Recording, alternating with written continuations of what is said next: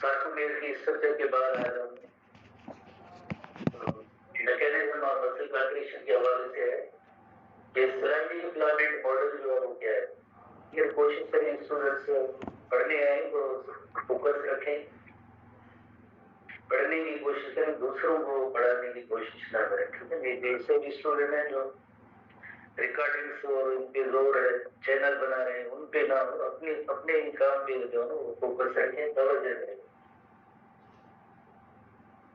ये जो ऐसे काम करेंगे वो मुझे तो पूरा यकीन है और 25 ईयर से मेरा तजुर्बा भी है, ऐसे स्टूडेंट कभी भी कामयाब नहीं होंगे जो इन एक्टिविटीज में इन्वॉल्व होते हैं, शॉर्टकट्स और ये सब। The sliding filament model of muscle contraction, sliding filament of muscle contraction. ठीक है, जैसे कोई भी एक एक्टिविटी होती है उसको साइंटिस्ट जब भी आइडेंटिफाई करते हैं या डिस्कवर करते हैं कोई ना कोई एक मॉडल के तौर पे उसको पेश करते हैं कि ये इस तरह से काम हुआ होगा या होता है या हो रहा है, तो उसे कहते हैं स्लाइडिंग फिलामेंट मॉडल जो मसल कंट्रैक्शन का। जैसे अगर हम अपने दोनों हाथों का एग्जाम्पल लें, जैसे ये थंब को अगर हम जेड लाइन में अज्यूम करें, ये दोनों जेड लाइन है, और फिंगर्स को कहेंगे ये थिन और थिक फिलामेंट है। जेड लाइन की लोकेशन और देन जो है एक दूसरे के करीब आएंगे, यकीनन एक दूसरे में ये स्लाइड करेंगे। स्लाइड करेंगे तो किसी भी फिंगर की साइज में कमी नहीं होगी, फिजिकली फिंगर्स तो वही सेम है। जस्ट सार्कोमियर की जो लेंथ में शार्पनिंग हुई उसे हम कहते हैं मसल कंट्रैक्शन कहते हैं। बिल्कुल इसी तरह से पर्सन अगर हैंसन ने ये मॉडल दिया 1954 में, ऐसे क्वेश्चन नेम वाले या ईयर वाले रेयरली कभी कभार ऐसे आते रहते हैं देश में, तो हक्सले के तौर पे लफ्ज याद करें 1954 जिसमें इसने जो है ये मॉडल दिया था sliding filament model of muscle contraction. So according to this model या थ्योरी इसकी उनकी थी सार्कोमियर जस्ट शॉर्टन होते हैं ओनली एंड ओनली। कल जैसे हमने पढ़ा था सार्कोमियर की लेंथ में कमी होती है, शॉर्टनिंग होती है, उसे हम कहते हैं मसल कंट्रैक्शन कहते हैं। Filaments do not themselves change their length। जैसे अभी हमने फिंगर का एग्जांपल लिया, किसी भी फिंगर की साइज में लेंथ में कोई कमी नहीं होती है, फिजिकली कोई चेंज नहीं होती है, जस्ट इसकी स्लाइडिंग होती है। स्लाइडिंग होने की वजह से दो जेड लाइंस के दरमियान जो डिस्टेंस है वो कम होता है, उसे कहते हैं मसल कंट्रैक्शन कहते हैं। एक इलस्ट्रेशन देखते हैं इस हवाले से कि मसल कंट्रैक्शन का जो मॉडल था उनका अकॉर्डिंगली वो क्या था। ठीक है, इसमें आपने जैसे सबसे पहले सार्कोमियर की जो लेंथ को नोट करेंगे, ये सार्कोमियर है और you know very well sarcomere है क्या, फिजिकली दो जेड लाइंस के दरमियान जो डिस्टेंस है उसे कहते हैं सार्कोमियर कहते हैं। ये थिन फिलामेंट है, रेड कलर की जो लाइंस दोनों साइड से आपको बताया थिन फिलामेंट्स है, और ये जो ब्लू कलरेशन जो रिप्रेजेंटेशन है ये थिक फिलामेंट है। थिन फिलामेंट और thick filament. Thick filament held अपनी पोजीशन पे by the help of M line. जितनी लेंथ जो थिक फिलामेंट की है वो पूरा region you know very well A band कहते हैं, जहां पे ओनली जो थिन फिलामेंट्स जो नजर आ रही थी उसे आई बैंड कहते हैं। आई बैंड और इसी तरह से ये जो एक ऐसा रीजन जिसके अंदर only and only thick filament वाला पोर्शन है उसे एच जोन कहते हैं, उसे कहते हैं एच जोन कहते हैं। अब देखें जब मसल कॉन्ट्रैक्शन होगी तो क्या हो रहा है, यही जो जैसे जेड लाइन की लेंथ जो अभी जेड लाइन की जो पोजीशन है उसमें चेंज आ रही है, यानी शार्टनिंग हो रही है। पहले इधर थी अब ये इस पॉइंट पे आ गए, जेड लाइन इधर थी अब ये जेड लाइन इस पॉइंट पे आ गई स्लाइडिंग की वजह से। यानी तकरीबन half of the I band है, तकरीबन half of the I band है वो डिसअपीयर हो गया बिकॉज ऑफ इसकी दोनों साइड से स्लाइडिंग की वजह से। दूसरी चीज वो से देखिए एच जोन अगर ये जो मौजूद है आप देखो एच जोन भी जो है तकरीबन जो ये डिसअपीयर हो गया। एच जोन और आई बैंड के अंदर जो ये चेंजिंग आई और ये स्लाइडिंग की मैकेनिज्म। थिन और थिक फिलामेंट्स एक दूसरे के अंदर ऐसे स्लाइड होते हैं दोनों साइड से, जैसे कल भी हमने पढ़ा था towards center of the sarcomere towards M line की तरफ दोनों तरफ से ये मूव करेंगे तो अल्टीमेटली सार्कोमियर की लेंथ में शॉर्टनिंग होगी या कमी होगी, इससे कहते हैं sliding filament model of muscle contraction.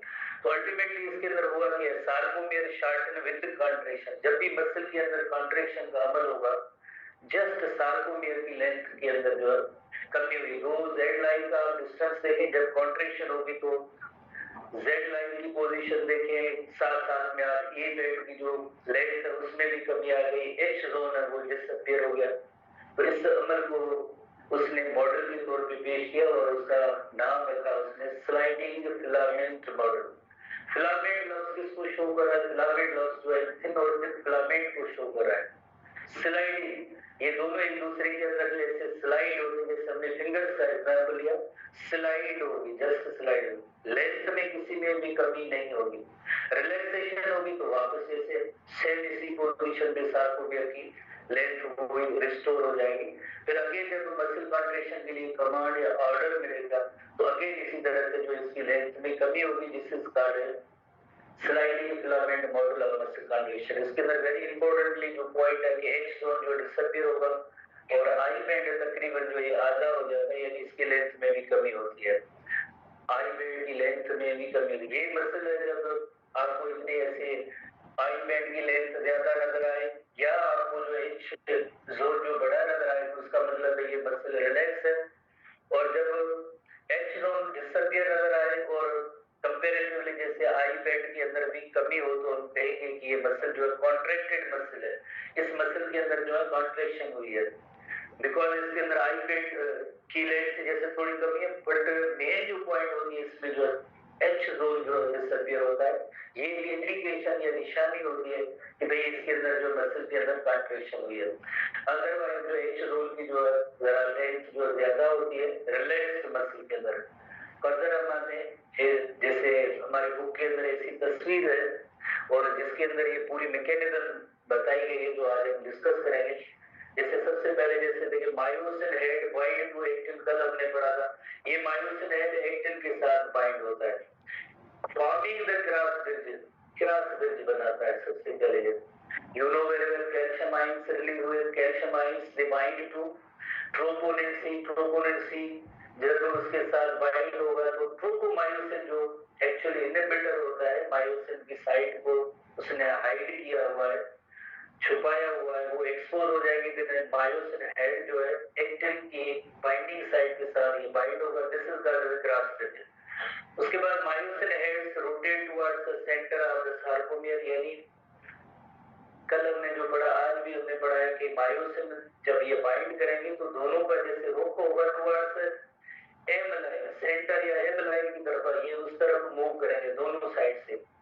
तो इस लाइन प्रॉपर्टी को कहते हैं power stroke, this is called power stroke. अगर हम कहेंगे इस जगह पे ये एम लाइन है तो ये मायोसिन हेड जो इधर एम लाइन की तरफ हो जाएंगे, एम लाइन की तरफ उसको स्लाइड करेंगे, लेके जाएंगे, this is called as power stroke, उसे कहेंगे पावर स्ट्रोक। उसके बाद क्या होगा, कंट्रैक्शन जो होगी यकीनन ये एम लाइन की तरफ या स्लाइड किया, स्लाइड करने के बाद as myosin heads bind ATP, the cross bridge is detached। ये वेरी इंपॉर्टेंट रोल होता है, हमारे बुक में क्लियर नहीं लिखा हुआ है। हर वक्त एक्टिन और मायोसिन जो फिलामेंट होती है आपस में लिंक नहीं होती है, जुड़ी नहीं होती है। जब भी मसल कॉन्ट्रैक्शन के लिए कमांड या ऑर्डर मिलता है तो ही जो है एक्टिन और मायोसिन फिलामेंट आपस में मिलकर क्रॉस ब्रिज बनाते हैं। एटीपी का रोल होता है, जो ये थिन और थिक फिलामेंट से मिलकर उन्होंने जो क्रॉस ब्रिज बनाया है, क्रॉस ब्रिज बनाया, इसको डिटेच करने का काम है। एक काम ये एटीपी का ये होता है, क्रॉस ब्रिजेस को डिटेच करने का काम होता है, क्रॉस ब्रिजेस को डिटेच करने का काम होता है। अदरवाइज हमेशा जैसे अगर ये हुकअप रहेगी, एक दूसरे के साथ लिंक रहेंगी, तो मसल जो होगी, मुसलसल जो है एक टेंस स्टेट में रहेगी, ऐसे महसूस होगा कॉन्ट्रैक्टेड स्टेट में रहेगी। उसके लिए जरूरी है जो मायोसिन हेड जो एक्टिन के साथ बाइंड हुआ था उसको डिटैच करना या अलग करना, ये काम होता है एटीपी मॉलिक्यूल का होता है। तो इधर जो ये मायोसिन हेड अटैच है, अब एटीपी की वजह से ये मायोसिन हेड जो इससे अलग हो गया, मायोसिन हेड अलग हो गया। फिर से दोबारा जब कॉन्ट्रैक्शन का अमल होगा तो इसी मायोसिन हेड के अंदर यू नो वेरी वेल एक एटीपी बाइंडिंग साइट है जो एंजाइम के तौर पे भी काम करती है। कौन सा एंजाइम? जो एटीपी को हाइड्रोलाइज करता है, वही एंजाइम मायोसिन के हेड के अंदर भी मौजूद है। यूनोवेरियल हमने पढ़ा था मायोसिन के हेड के बारे में, उसके अंदर एक एक्टिन के साथ बाइंड करने की जो एक जगह है, पॉइंट है, साइट है। नंबर 2 एटीपी के साथ भी बाइंड करने की जगह है या पॉइंट है। तो एटीपी जो है ये जब इधर मायोसिन के हेड के साथ बाइंड होगा तो ये हाइड्रोलाइज होगा और मायोसिन हेड दोबारा से एनर्जाइज हो जाएगी। जब भी दोबारा जैसे देखें एटीपी इधर ये हाइड्रोलाइज हुआ, टूटा है, एजीपी प्लस बी, और मायोसिन के हेड एनर्जाइज है, बस सिग्नल मसल कॉन्ट्रैक्शन के लिए मिलेगा तो दोबारा से ये क्रॉस ब्रिज बनेगी अगेन, जो इसको पुल, जैसे आप कहें पुल करेंगे टुवर्ड्स द एम लाइन, और दोबारा से ये साइकिल जो है स्टार्ट हो जाता है। इसी वजह से इसे कहते हैं cross bridge cycle. Cross bridge बनेगी, टूटेगी, दोबारा बनेगी, टूटेगी। इसी तरह से मसल जो है वो कॉन्ट्रैक्ट होती रहती है। ये ओवरऑल एक इलस्ट्रेशन है। तो हमें एसटीबी बुक की फर्दर पॉइंट्स पे आते हैं कि इस स्लाइडिंग फिलामेंट मॉडल की एक दो पॉइंट होता क्या है, जैसे rather they just slide pass one another, thick और थिन फिलामेंट एक दूसरे के ऊपर जो है स्लाइड करते हैं। जैसे फॉर एग्जांपल ये मसल एक रिलैक्सेशन की स्टेट में, तो आप कैसे पता चला कि रिलैक्सेशन की स्टेट में? आप देख लेंगे एच जोन इसमें ज्यादा है, और जैसे आई बेंड है, इसकी जो लेंथ है ये भी काफी सारी है, तो ये मसल जो है रिलैक्स स्टेट में है। और जब दोबारा से जब कॉन्ट्रैक्शन का अमल होगा तो आप देख रहे हैं कि ये एरोज जो शो कर रहे हैं कि ये जो थिन फिलामेंट स्लाइड होगी towards the centre of the sarcomere, जैसे हम एम लाइन कहते हैं, तो अब इस एच जोन तकरीबन ये डिसअपियर हो जाता है।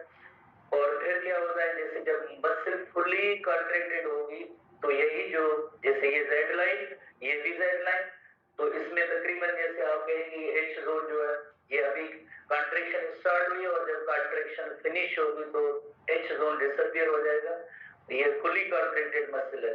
तो यही पॉइंट कि जो ये मायोफिलामेंट्स होती हैं, they just slide pass with each other. जैसे ये पुलिंग हो रही है towards the centre of M line, तो स्लाइडिंग हो रही है with the thin filaments moving towards the centre of the sarcomere. जो पॉइंट हम बार-बार रिपीट कर रहे हैं कि थिन फिलामेंट्स किस तरफ मूव करेंगे? Towards the centre of the sarcomere.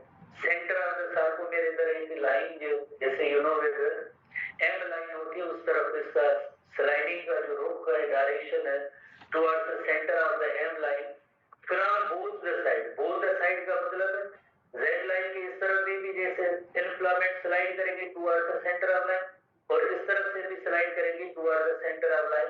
इस वजह से ये मसल जो है फुली कॉन्ट्रैक्टेड होती है, और इस मॉडल को कहेंगे sliding filament model. So this model is called as sliding filament model of muscle contraction.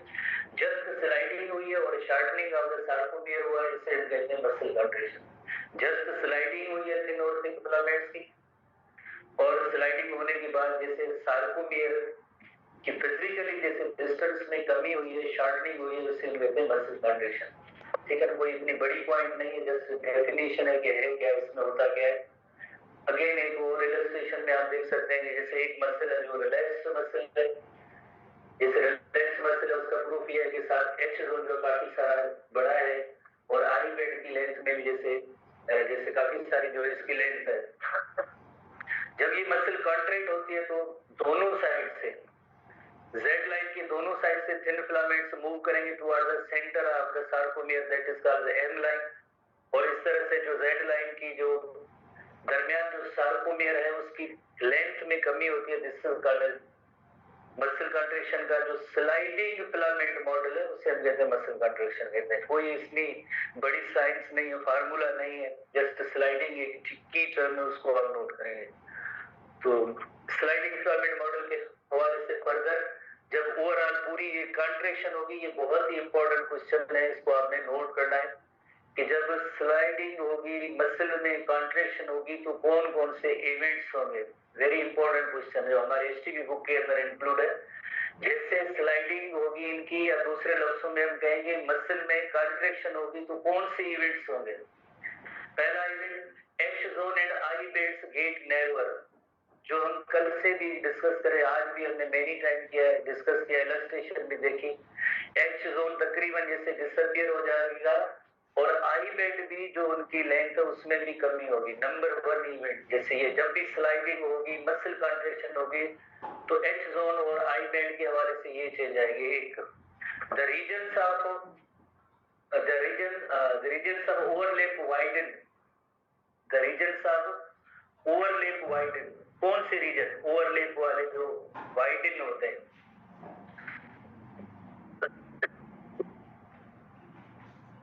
the regions of overlap widen,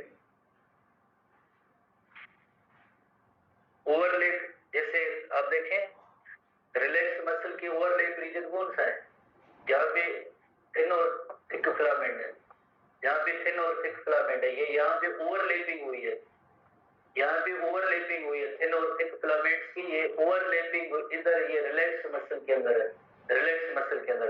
अब देखिए ओवरलैपिंग वाले रीजन कितने बनेंगे, ओवरलैपिंग कोई किसी में जैसे लेंथ में किसी में फिजिकली इंक्रीज नहीं हुई है, जब ये नैरोअर होंगे तो यकीनन जो ओवरलैपिंग वाला रीजन है वो ज्यादा हो जाएगा, है यही फिलामेंट्स है, मायोफिलामेंट्स है। एच जोन की डिसअपीयरेंस की वजह से स्लाइडिंग जो हुई है तो इस वजह से ओवरलैपिंग वाला रीजन है वो जरा ज्यादा है। इधर देखें ओवरलैपिंग दोनों साइड से है, तो थोड़ी थोड़ी अब ये जैसे दोनों साइड एक दूसरे के करीब आ जाएंगे एम लाइन की तरफ, तो यकीनन ओवरलैपिंग वाला रीजन है वो जरा इंक्रीज होगा या बड़ा हो जाएगा। अब इधर thin thick thin thick thin thick thin thick ये ओवरलैपिंग वाला रीजन हो गया, ये जरा as compare to relax muscle ये ओवरलैपिंग का रीजन ज्यादा हो जाएगा। तो स्लाइडिंग फिलामेंट मॉडल के हवाले से जब भी मसल कॉन्ट्रैक्शन होगी तो ओवरलैपिंग वाला रीजन जो है वो उसमें इंक्रीज होगी, ओवरलैपिंग वाले रीजन। ये नंबर 2 पॉइंट जो थी कि the regions of overlap widen. तीसरी लाइक एक्टिविटी कौन सी होगी, जब भी जैसे एक हमने ये एच जोन और आई बैंड में जैसे ये कमी हुई है, नंबर 2 जैसे ओवरलैपिंग रीजन है वो जरा वाइडन हुए। और तीसरी point Z lines move closer together, वो हमने पहले ही नोट कर लिया था, जेड लाइन एक दूसरे के करीब जैसे थोड़ा सा मूव करेंगे एम लाइन की तरफ, यकीनन तो ये जो चेंज आई है कि Z lines move closer together, बिल्कुल क्लोजर तो नहीं पर जाहिर है चेंज आई है। So shortening the sarcomere, shortening the sarcomere is a muscle contraction, जो जिसे हम कहते हैं मसल कॉन्ट्रैक्शन है वो शार्टनिंग ऑफ सार्कोमियर एक्चुअली। तो ये 3 इवेंट्स की सूरत में आप इनको याद रखेंगे कौन कौन से इवेंट्स मसल कॉन्ट्रैक्शन के दौरान होंगे। H zone and I band narrower होंगे, रीजन्स ऑफ ओवरलैपिंग जो ये वाइडन होंगे और Z lines move close together. अगर इसी में से क्वेश्चन हो कि जब रिलैक्सेशन होगी तो क्या होगा, रिलैक्सेशन होगी तो आप इनको रिवर्स कर दें, जेड लाइन जो एक दूसरे से परे चली जाएंगी, अलग दूर हो जाएगी, ओवरलैप का रीजन है वो अगेन छोटा सा हो जाएगा, पहले जो ये वाइडन हुआ था। और इसी तरह H zone and I band get narrower, narrower तो वापस जो रिस्टोर हो जाएंगे तो उनकी जो साइज होगी उस सार्कोमियर के अंदर वो जरा ज्यादा हो जाएगी। तो इस तरह से जब इन्हीं पॉइंट्स को आप रिवर्स करेंगे तो वो सब रिलैक्सेशन की पॉइंट हो जाएगी। ये मसल जब कॉन्ट्रैक्ट होती है तो उनकी पॉइंट है, एसटीबी बुक का क्वेश्चन है, बहुत ही इंपॉर्टेंट क्वेश्चन है। अब हम क्रॉस ब्रिज साइकिल के हवाले से पॉइंट्स पढ़ेंगे जो आज एसटीबी बुक का मेन टॉपिक है हमारा, cross bridge cycle. Cross bridge cycle, cross bridge किसे कहते हैं, जैसे थोड़ी देर पहले हमने पढ़ा था जब मायोसिन का हेड जब एक्टिन के साथ बाइंड होता है, अटैच होता है तो क्रॉस ब्रिजेस बनती है। तो motor neuron release neurotransmitter acetylcholine, previous classes से हमने पढ़ा था।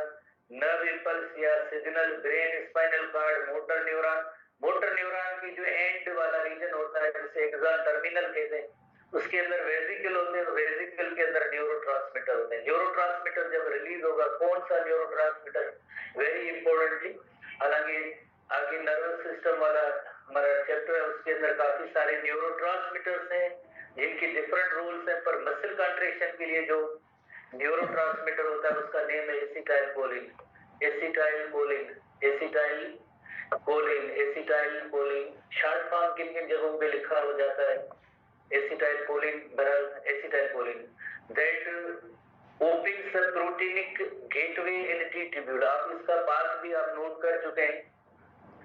एक्शन पोटेंशियल आया, एसिटाइलकोलिन जो है वेसिकल से रिलीज हुआ, सार्कोलेमा के एक खास रीजन जिसे कहते हैं motor end plate. Motor end plate के अंदर यू नो वेरी वेल किसी एसिटाइलकोलिन को रिसीव करने के रिसेप्टर मौजूद है। जैसे एसिटाइलकोलिन उन रिसेप्टर के साथ बाइंड होगा, आगे वही एक्शन पोटेंशियल मूव करेगा थ्रू टी ट्यूब्यूल और किधर जाएगा, सार्कोप्लाज्मिक रेटिकुलम की तरफ। और सार्कोप्लाज्मिक रेटिकुलम क्या करेंगे, सार्कोप्लाज्मिक रेटिकुलम जिनका काम ये होता है कैल्शियम स्टोर करना, जो स्टोर होती है वो रिलीज होगी। Sarcoplasmic reticulum to release the stored calcium, because calcium की स्टोरेज की जो पॉइंट है, जगह है, वो सार्कोप्लाज्मिक रेटिकुलम है, वहां से कैल्शियम आयंस रिलीज करेंगे। जैसे कैल्शियम आयन रिलीज होंगे तो आगे आपको पता है कि मसल कंट्रेक्शन की मैकेनिज्म तभी स्टार्ट होती है जब कैल्शियम आयंस रिलीज करेंगे, बिकॉज जब तक कैल्शियम आयंस नहीं होंगे तो एक्टिन के जो मायोसिन की बाइंडिंग साइट है वो कभी भी एक्सपोज नहीं होती, क्योंकि उसको किसने छुपाया हुआ है, उसने छुपाया हुआ ट्रोपोमायोसिन ने, जो एक्टोमायोसिन कॉम्प्लेक्स इनहिबिटर है। पर जो मोटर न्यूरॉन के एक्सॉन के नीचे होती है उसे कहते हैं मोटर एंड प्लेट कहते हैं। इस मोटर एंड प्लेट के अंदर काफी सारे रिसेप्टर्स मौजूद हैं। ये सारे रिसेप्टर्स हैं, किसके लिए रिसेप्टर्स हैं, ये एसिटाइलकोलिन जो इनके साथ आके बाइंड होगा एसिटाइलकोलिन। ये जैसे मोटर न्यूरॉन उसका एंड एसिटाइलकोलिन रिलीज हुआ और मोटर एंड प्लेट पे जो है रिसेप्टर्स जो मौजूद है उनके साथ ये एसिटाइलकोलिन बाइंड होगा। मसल फाइबर की जो मेम्ब्रेन होती है जिसका नेम है सार्कोलेमा, उसी का एक खास रीजन है जिसे कहते हैं मोटर एंड प्लेट कहते हैं।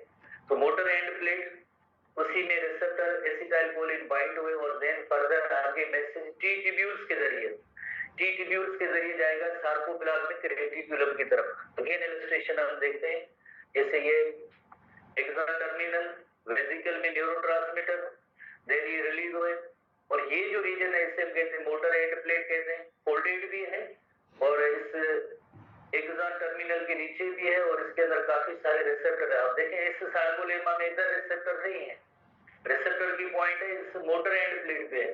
देन जो ये मैसेज या सिग्नल जो है किसके जरिए गया, देखो डीप जो इनसाइड गया टी ट्यूब्यूल के जरिए। टी ट्यूब्यूल भी सार्कोलेमा की एक्सटेंशन है। टी ट्यूब्यूल के जरिए किधर मैसेज गया सार्कोप्लाज्मिक रेटिकुलम की तरफ। जैसे ये सार्कोप्लाज्मिक रेटिकुलम की ट्यूब है, उन्होंने क्या किया, उन्होंने जो कैल्शियम आयंस रिलीज किए। कैल्शियम आयन कहां गए, कैल्शियम आयन जो you know very well troponin C के साथ बाइंड होते हैं। कैल्शियम आयन प्रोपोनेंट सी के साथ बाइंड होते हैं। इसी तरह से जो है आगे जो है कॉन्ट्रैक्ट, ये पूरी मैकेनिज्म है जो हम पढ़ रहे। जैसे सिग्नल रिलीज हुआ और एक्सॉन टर्मिनल तक आया, न्यूरोट्रांसमीटर रिलीज हुए, मोटर एंड प्लेट पे रिसेप्टर के साथ बाइंड हुई, देन जो है टी ट्यूब्यूल के जरिए मैसेज गया अभी किधर गया, सार्कोप्लाज्मिक रेटिकुलम की तरफ। सार्कोप्लाज्मिक रेटिकुलम की तरफ ये मैसेज गया। सार्कोप्लाज्मिक रेटिकुलम में कैल्शियम आयन स्टोर थे, कैल्शियम आयन यहाँ से रिलीज हुए, रिलीज होने के बाद कहाँ चले गए, ये जो एक्टिन पार्ट है इसके अंदर एक ट्रोपोनिन कंपोनेंट होता है, ट्रोपोनिन सी, उसके साथ ये कैल्शियम आयंस बाइंड हुए।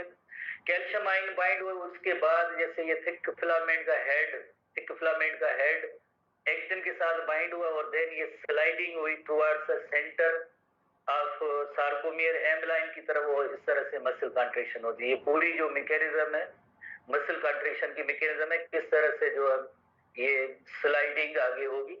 तो हम इवेंट पढ़ रहे हैं, जैसे इवेंट पढ़ रहे हैं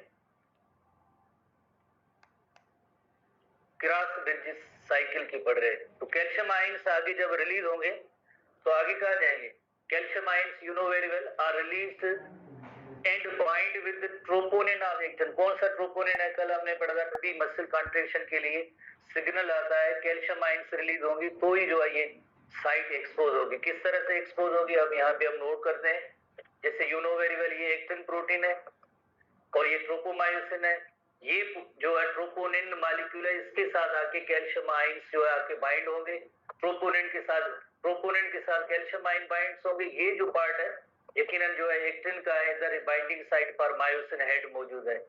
तो ये हर वक्त ऐसे खुली हुई जगह नहीं होती है, जब बाइंडिंग साइट तभी एक्सपोज होंगी जब कैल्शियम आयंस जो ट्रोपोनिन के साथ बाइंड होंगे। ट्रोपोनिन के साथ कैल्शियम आयन बाइंड हुए तो ये जो पार्ट है ब्लू कलर जैसे इलस्ट्रेशन के अंदर ट्रोपोमायोसिन है, इसको ये एक्सपोज कर देगा और मायोसिन का हेड है जो एक्टिन के साथ आके बाइंड होगा। इस तरह से जो है क्रॉस ब्रिज बनती है। ये जो थिक फिलामेंट है, ये थिन फिलामेंट है, इस तरह से क्रॉस ब्रिजेस बनेंगे। By this way cross bridges are formed. Again ऐसी जो इलस्ट्रेशन हमने पहले ही पढ़ी है, पर हम अब आते हैं कि जैसे क्रॉस ब्रिज साइकिल के अंदर क्या क्या होता है।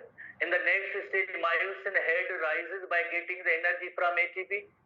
एटीपी हाइड्रोलाइज होता है। एटीपी जब मायोसिन हेड के साथ अटैच होता है उधर एंजाइम के तौर पे भी काम करता है, जो एटीपी को ब्रेक करता है। किसमें हाइड्रोलाइज या ब्रेक करता है इनटू एटीपी प्लस पी, और इसी वजह से ये मायोसिन का हेड एनर्जाइज होता है और उसमें स्लाइडिंग का जिसे हम कहेंगे पावर जो पैदा होता है, दैट इज कि उसको जो एम लाइन की तरफ मूव करता है और उससे हम कहते हैं पावर स्ट्रोक कहते हैं। तो ATP is hydrolyse into ATP and P by an enzyme ATP.